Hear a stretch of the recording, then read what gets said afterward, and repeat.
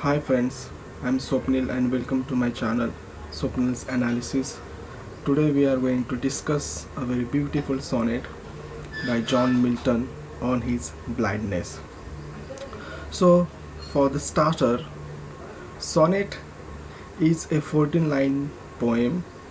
It was originated in Italy, which is considered as a short lyric or a short poem.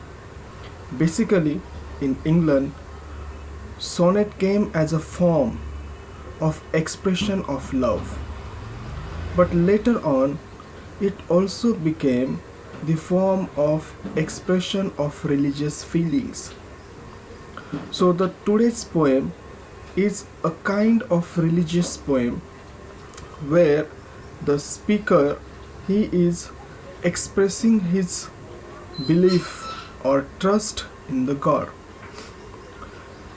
Secondly, John Milton does not require any kind of introduction as far as English literature is concerned.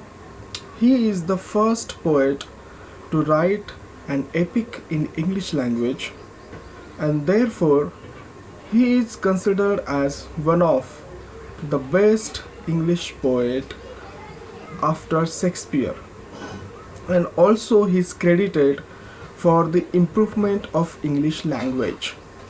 Therefore, famously George Bernard Shaw in his play Pygmalion had said that to Eliza there is a dialogue where the Professor Higgins he says to Eliza that lady, you should be proud that you are speaking the language of Shakespeare and Milton.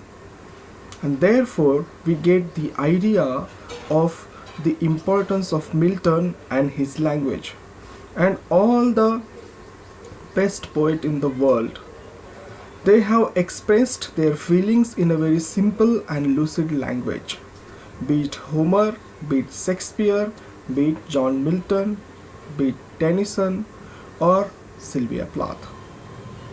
So the present sonnet is about the blindness, and the speaker of the poem he is lamenting about his blindness.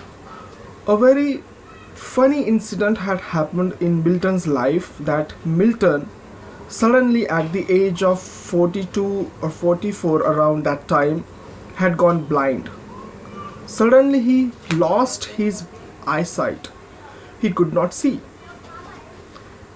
And that was the period of around 1652. And the dust of civil war or the battle between the royalty and the supporter of Roundheads, that was settling down. What had happened before that?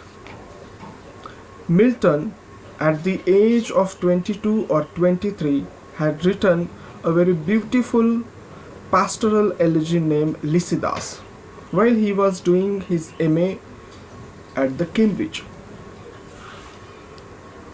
So at the age of 23 such a person can write such a beautiful elegy, reflects his caliber, reflects his knack of writing poetry, and also the gift given by the God. But what happened later on?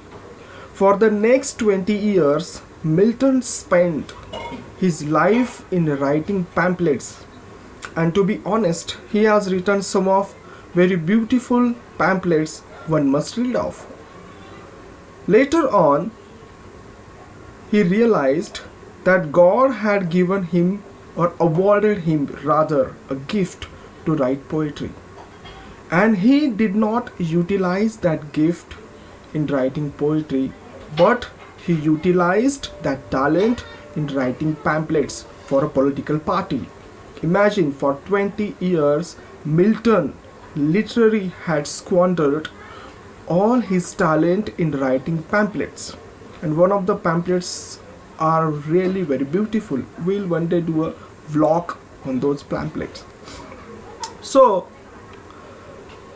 as he was at his prime, and suddenly he lost his eyesight, then he realized, oh, I have made a mistake, because the poem is full of autobiographical.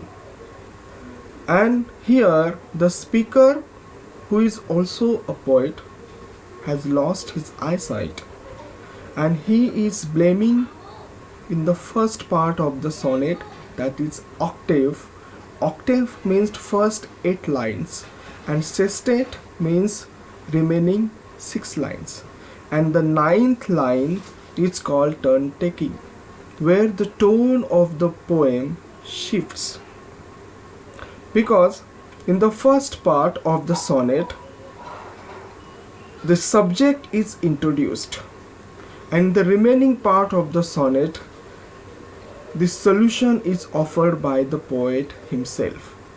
So in the first part, that is octave, the initial 8 lines of the sonnet describes about the impact of blindness, how the speaker is coping with the blindness, a sudden blindness, because it is a fact, it is a verity that Milton at the age of 43 or 44 had suddenly gone blind, and how he had felt at that time, that has been reflected in this a very beautiful sonnet. This sonnet is so popular, and you will find that all the anthologies of sonnets, this sonnet is definitely mentioned, and Milton is known also after Paradise Lost for this sonnet as well. So this sonnet is very popular. So let us begin. The sonnet was roughly written around 1653, and the sonnet is autobiographical. There are so many autobiographical elements in the sonnets, but the speaker here, he is lamenting about his sudden blindness, and for that matter he is also blaming indirectly to God. So let us see. When I consider how my light is spent, year half my days in this dark world and wide, and that one talent which is there to hide, lost with me, useless, though my soul more bent to serve therewith my Maker. Here he is considering now his days are really very long and wide, and his whole world has become blind, a dark, because what is the most important thing for a poet? His eyes. If he could not see, then how he would write? No eyes, no poetry, because first of all he will have to see the images, the life, and with the addition of his imagination then he would write. But the most important thing for a poet, his eyes, God has taken out. So here he says that when I consider how my eyes light is spent year half my days, means before my death, how I have lost my light, means my eyesight. Then in this dark world and wide, and the talent given to me, what here is speaking, that I have lost my eyesight, and therefore the talent given to me, or rather awarded to me by God, is lying useless, because God has awarded me the talent of writing poetry. And here he is not blaming himself, but somewhere he knows inside that I have squandered that talent of writing poetry, that art of writing poetry, or I have used that talent of art of writing poetry in writing pamphlets. Therefore God has punished me by taking out my eyes. And that is reflected here, that to serve there with my Maker, God has given him the art of writing poetry to serve the God. That's what he is feeling. And because he did not oblige to the God, and he used that talent to writing pamphlets, God has punished him by making him blind. That's what he is considering here. Means in the octave part, he is blaming God for losing his eyesight. That is the simple. And present my true account, lest he returning child, that God exact their labor, light denied. So what he says that I would have expressed, had God not taken out my eyesight, I would have expressed my account in a very beautiful or in a very great manner. But God does not require any kind of praising or any kind of what we can say the presenting of one side.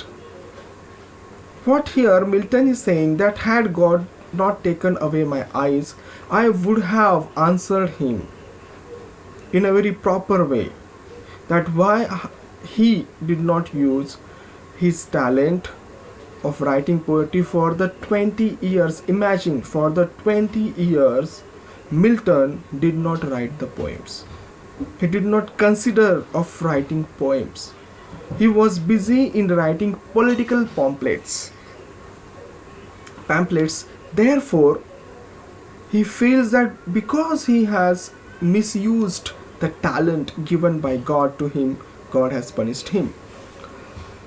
And therefore in the next part he says that I fondly ask but patience to prevent that murmur. Soon replies, God does not need either man's work or his gift, who best bear in his middle yoke, they serve him best in his state of knightly kingly. What he says that God requires patience, that God has angels at his hands and they would perform the duties for God. How can God would expect from man the thing he himself has given to the man? The gift. God here, what in the octave part Milton felt that God had awarded him the art of poetry just to praise God, just to write poems, religious poems to praise gods. But no, later on he realized that how would God expect the same gift he has given to the man, to his devotees. What God expects from the man or his devotees, that they should patiently wait for their turn. They should patiently serve him without any complaint, without any regret, and then they would be rewarded. So in the sixth part, he has realized his mistake, that no, God has not punished him, nor God had given him that talent or that art of writing poetry just to write religious song or just to write praise poems for him. No, that he has corrected in the sixth part. Because God had so many other angels, they would perform that duty of praising him or writing beautiful songs for him. That Milton has here realized. They serve him best. His state is kingly. God is a king and there are so many people there to serve him. Why would he expect only from Milton to write beautiful and praising or lauding poetry for himself? No, Milton has realized his fault. Thousands at his heading speed and post over land and ocean without rest, they serve who may stand and wait. There are thousands of people who are ready to serve him, and there are thousands of people who are just waiting for their turn, and they are just there standing. So this is a religious sonnet where Milton initially, in the octave part, blames God for taking his side. Why? Because he feels that God has punished him for not utilizing the talent or the gift given to the Milton. Later on, he realizes that there are so many things, so many angels, so many people, so many devotees who have devoted their lives to the God, who have been working for their whole life to the God, and still God has not rewarded them. So here he realizes that a devotion towards God should be very honest. Man should not devote himself to God in hoping that God would reward him. And therefore, when he becomes blind, Milton realized his mistake, that oh, I have wasted the talent. Because according to the religious belief, because see, here when Milton was writing, Milton, he and the society of Milton, they very strongly believed that they were the descendant of Adam and Eve. At that time, Origin of Species has not been published yet. People had not started or had not acquired the scientific thinking. Today, we all know what is the scientific thinking or logical thinking. So Milton was living in such society which was very religious, which very strongly believed in Bible, which very strongly believed in each and every syllable of Bible. So Milton here, because there was no scientific clue or reasons why suddenly he lost his eyesight. And then after losing his eyesight, he realized that, oh, I have misused the talent given to me by God. And therefore, this poem is a very beautiful piece of the Milton's mind.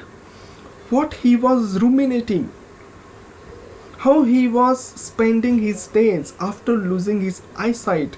This is the psychological insight of Milton's mind, what he was thinking, and that is very aptly and beautifully described by Milton here. So, what do you think about this sonnet? What is your take on this sonnet? Please comment in the comment section, and if you have liked my explanation, please subscribe to my channel. Thank you.